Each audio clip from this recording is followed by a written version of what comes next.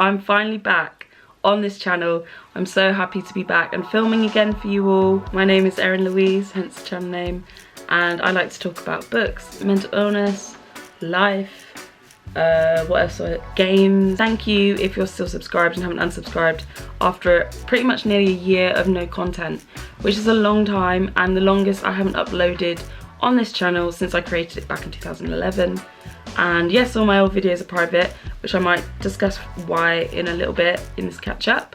But yeah, if you're not interested in catching up with me and you just want to see the book haul section of this video, because I wanted to throw in some books into this video since this is meant to be more of a booktube channel.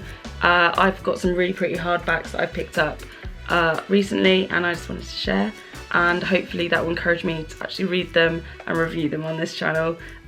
You can hold me accountable and say, have you read that yet? And yeah, so if that's your kind of thing, stick around. And to all my friends that I saw this weekend, that was so good and I love you all. And yeah, it just gave me a little boost that I needed to get back to filming, I think. And yeah, let's get on with the video. So what happened?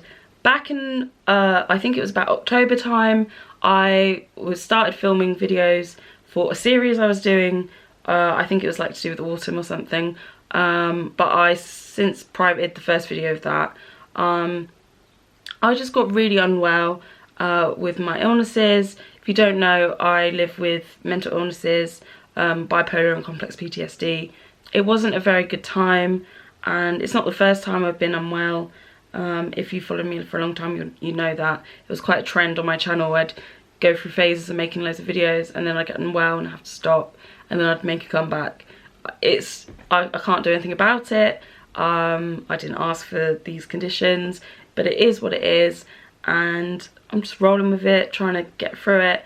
And I've spent the past, I don't know how many months, just trying to work on getting back to basic level functioning before I try and do something like this, which I love doing, but is also a stress. And I need to be very careful with my stress levels, as often stress is a trigger in me having a relapse, which I think might have been why I struggled last year. Obviously I had my gallbladder removed last summer, which was a huge stress, going into hospital during a pandemic, having visitors. It was all very traumatic and not very nice, and I was in a lot of pain, like the worst pain ever. And if you want to know more about that surgery process or all that stuff, I did a little video. I'll link it somewhere and you can watch that if you're interested. And yeah, so I had the stress of that, and then I started Open University, which I was very excited to do, and I was going to do a mental health and counselling module. And I think just the stress of the surgery, the stress of that, lots of changes in my life, and also the change of seasons. It happens a lot of the time, especially in autumn, and I just got really unwell, and it was really, really tricky. And I was very lucky to be seen by the home treatment team, which I think is kind of like a crisis team in other places in the country. And it's basically the alternative to going into a psychiatric inpatient kind of hospital setting. They come to your house every day and you get a care plan and they try and help, basically. So I was with them for I think about 2 months, a month, and then I was with the mental health team for a bit. And I also was just busy trying to push myself to do the basic stuff before I do something like this. And it is tricky and I'm still working on it. I haven't got my support anymore, which is a rant for another video. I'm doing alright. I'm really happy to be sitting in this chair, finally filming in this chair. It's a chair from IKEA, lovely colour, and yeah, I'm just really happy to be back. I've been watching a lot of other booktubers on here and loving their content, and I just keep wanting to make my own, and I keep going to do it and getting too anxious and too nervous, and I was kind of like, I need to wait until I'm fully better before I can film. But that's life. I'm not gonna ever be 100%, so I just want to film while I can, and you never know what happens the next day, you know. So I just want to take the moment and live in the present and just do it. Just do it. So this year's been a bit rough and a bit of a journey, but I haven't read as much as I would like to.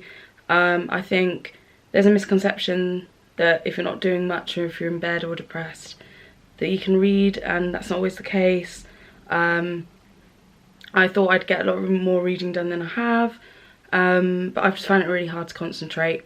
I think with one of my symptoms that I still have now is hearing voices, and it's very distracting and distressing and frustrating. And yeah, so I'm just trying to ease myself back into reading and not beat myself up if I don't meet reading goals and things like that. Yeah, but obviously I have a huge passion for reading, and I would love to get back to be able to review more and talk more about my favourite books. So I've been feeling a little bit like lost and not sure what to do with myself recently. I'm kind of doing a lot of stuff on my own, trying to work on being on my own alone, as my partner has gone back to work now that restaurants and things are back open, as he's a chef. And I'm in the house a lot more on my own, and I actually find it quite therapeutic talking to people. So filming, talking to you guys is actually going to benefit me, I think, once I get over the kind of anxiety of uploading and people watching me that may not necessarily understand or care to. It's very vulnerable putting yourself out on the internet, and especially sharing things that are quite personal sometimes, which has kind of been the case for me as I've been talking about my health and things. But I wouldn't change it for the world. I've had so many good opportunities, met so many nice people through it, and I just want to get back into it. I've really missed it, I really have. And yeah, I'm not doing open uni at the moment.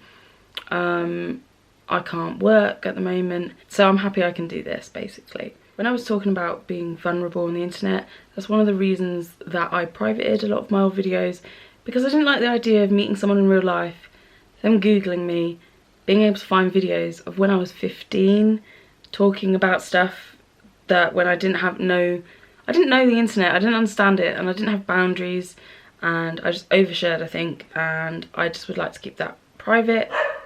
And Luna would like my attention. That's enough about me, and if you skip to this part, I don't blame you. Let's look at the pretty hardbacks that I've got. I used to always get paperbacks and prefer paperbacks. There is something really nice and special about hardback. Now, the first hardback that I picked up was Clara and the Sun by Kazuo Ishiguro, and I got this in Waterstones, and I love the cover. Apparently they've done a few new covers of their old titles to match this new one, and I've read Never Let Me Go before, which I really enjoyed, not the film, the book, and I would like to pick up that one. I would like to, because my cover of Never Let Me Go is not very pretty. And yeah, I'm really excited to read this, as it has themes about AI, artificial intelligence, and it basically says that in Clara and the Sun, Kazuo Ishiguro looks at a rapidly changing modern world through the eyes of an unforgettable narrator to explore a fundamental question: what does it mean to love? So from her place in the store, Clara, an artificial friend with outstanding observational qualities, watches carefully the behaviour of those who come in to browse and those who pass her in the street outside. She remains hopeful a customer will soon choose her, but when the possibility emerges that her circumstances may change forever, Clara is warned not to invest too much in the promises of humans. So I think this one is going to have a lot of commentary on our relationship with AI and technology, and also us as humans. Really looking forward to this one. And the next book I picked up was The Other Black Girl. Can we just admire this cover? Beautiful. And this has been sold to me as a thrilling kind of edgier Devil Wears Prada, but instead of the fashion industry, it's the publishing industry, which I did see myself wanting to work in the publishing industry. Maybe this will change my mind. But it's about this black girl who works in publishing. I think this is going to be like very clever satire, very cleverly done, where I think a lot of the experiences in this book are kind of exaggerated and dramatised. but there's going to be a lot of truth and reality in this book, I think, as well, as the author did work in publishing herself, and you know, I reckon she's got a few things to say, but can't necessarily express it in a non-fiction way. And this is a really cool idea, a thriller, and apparently there's lots of twists. I love twists and turns, and it's about two black girls working in the publishing industry, but I think one of them is sending certain notes to her. Let me read the inside because I can't explain. It's been a long day. 26-year-old editorial assistant Nella is tired of being the only black employee at Wagner Books. Fed up with the isolation and the microaggressions, she's thrilled when Hazel starts working in the cubicle beside her. But they only just started comparing natural hair care regimes when a string of uncomfortable events caused Nella to become public enemy #1 and Hazel the office darling. And already I'm kind of getting Black Swan vibes just from that little bit. And the note begins to appear on her desk saying leave now, and it's hard to believe that Hazel is behind these messages. But as Nella starts to spiral and obsess over the sinister forces at play, she soon realises that there is a lot more at stake than her career. So I'm really excited to read this one. And then I actually won this copy in an Instagram giveaway, first giveaway I've ever won, and it's Transcendent Kingdom by Yagasi, who wrote Homegoing, and I read that quite a few years ago, but I remember loving it. I can't remember all of it, but I just remember it being a big family kind of saga, lots of generations and big family tree at the beginning, which I'm a sucker for. And I feel like this is gonna have similar themes of different generations in the family and story, and different members and different viewpoints, and her books always cover very good topics, and this one I think covers addiction from memory. And I'll just read a little bit about it. Transcendent Kingdom is a stirring novel about a family ravaged by forces both within and beyond their control. It's a story of love, loss and inheritance, and the ways we try to rebuild our lives from the rubble of our collective pasts. So it's kind of about a family that moved from Ghana to Alabama in the US, and her father, so the main character Gifty I think, when her father and brother succumb to the hard realities of immigrant life and living in the American South. And she turns to science for answers, but with her mother, when her mother comes to stay, she soon learns that the roots of their tangled traumas reach further than she ever thought. And I think this is going to be very thought-provoking, but amazing. I know I'm going to love this, so I can't wait to read this one. And the next book that I picked up with a beautiful cover is Mixed Other by Natalie Morris, who I think is a journalist and has written quite a good few articles that I've read. And I've seen her speak over Zoom on an event, I think it was with Bad Form, about this book and kind of the discussions around it. And yeah, I'm really excited to read a book about multicultural, biracial, mixed race, because I am mixed race, and the books that I have read on it been more American centric, and this one is all about Britain. And yeah, so there is no one singular story of mixedness. No one can tidily explain their experience that convey the multiplicities of how we feel and how we see ourselves. This is so much deeper than black and white. This is about the infinite shades in between, the different elements that blend and intertwine to a point where they are impossible to separate. The mixed population is not one thing or the other. We are neither and both, and we want the freedom to exist in these spaces without scrutiny or suspicion. So I think I'm going to really love this one, and I'll definitely vlog me reading this one. And yeah, it's just good representation. I like to see it, and when I saw it in Waterstones, I picked up straight away. And then the last book I actually found in Beowulf in Falmouth, where I live, which is like my favourite pub, I'd say. It's a bookshop / pub, and they have a really good selection of books, and I'll have to take you with me one time, show you what it looks like. They've really good prices on books, and it's always good to support independent businesses. And this one is The Drugs That Changed Our Minds by Lauren Slater, which was in the psychology section, and this is basically the history of psychiatry in 10 treatments. So it's looking at different medications, and as someone who takes psychiatric medication, I was really interested to read this one, and it's not like a negative stance on medication or a positive. It's kind of quite a balanced one, because quite often books about medication, it's usually someone saying why they hate them and they're evil, and the other one is like, you should take them, and they don't take into consideration all the side effects and reasons why you might not want to take them.